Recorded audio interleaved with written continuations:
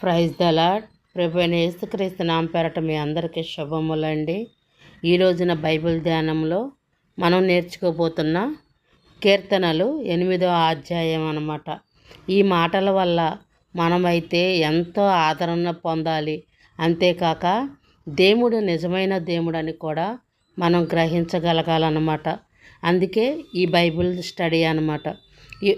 యెహోవా మా ప్రభువా, ఆకాశములో నీ మహిమను కనపరచువాడా, భూమి అంతటా నీ నామము ఎంత ప్రభావము గలది. శత్రువులను పగ తీర్చుకొని వారికి మాన్పి నేటకై నీ విరోధమును బట్టి బాలురెక్కయు చంటి పిల్లల యొక్కయు స్తుతి మూలమున నీవు ఒక దుర్గమును స్థాపించి ఉన్నావు. ఈ మాటల వల్ల నిజంగా మనం ఎంత ఆదరణ పొందవచ్చు.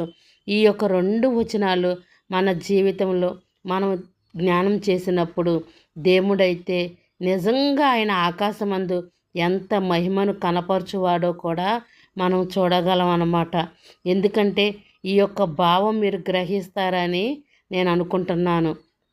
నీ చేతనైన పని అయిన నీ ఆకాశములను నీవు కలగజేసి చంద్ర నక్షత్రములను నేను చూడగా, నీవు మనుషులను జ్ఞాపకము చేసుకొనుటకు వాడు ఏపాటివాడు, నీవు నరుపుత్రుని దర్శించుటకు వాడు ఏపాటివాడు.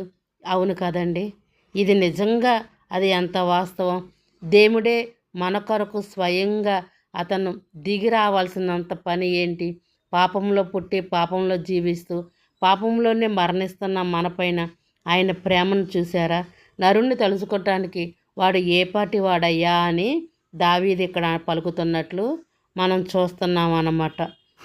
దేవుని కంటే వాణ్ణి కొంచెము తక్కువగా చేసి ఉన్నావు.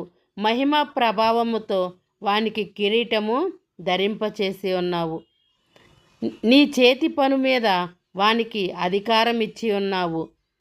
ఎందుకంటే ఈ లోకంలో సృష్టించిన ప్రతీది కూడా దేవుడే కాబట్టి వాటికైతే మనల్ని అధికారిగా కూడా నియమించాడంట. దేవుడి కంటే కొంచెము తక్కువగా మనల్ని చేసి ఉన్నాడంట. అట్టి కృపనైతే ఎవ్వరు కూడా పోగొట్టుకోబాకండే.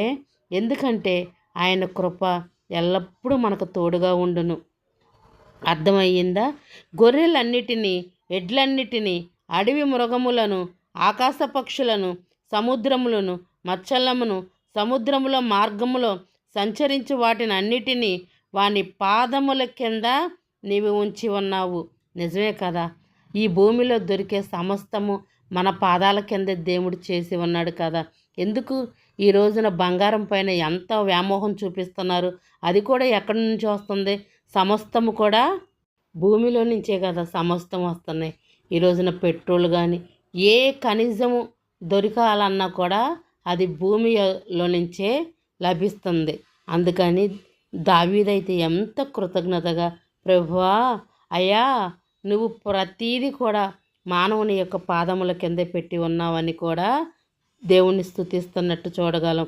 యెహోవా మా ప్రభువా, భూమి అందంతటా నీ నామము ఎంత ప్రభావము గలది. అవును కదా, నిజమే. ఆయన నోటి మాటతో సమస్తమును కూడా ఈ ఉనికిలోకి తెచ్చినట్లు మనము చూడగలము. ఎందుకంటే ఆయన కార్యాలు ఆశ్చర్య కార్యాలు అన్నమాట. ఆశ్చర్యానికి ఆయనే ఆధారము.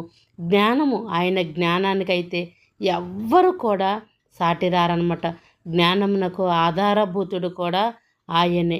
ఈ యొక్క మాటలు, దాని భావములు మీరు గ్రహిస్తారని నేను అనుకుంటున్నాను పిల్లలు. God bless you.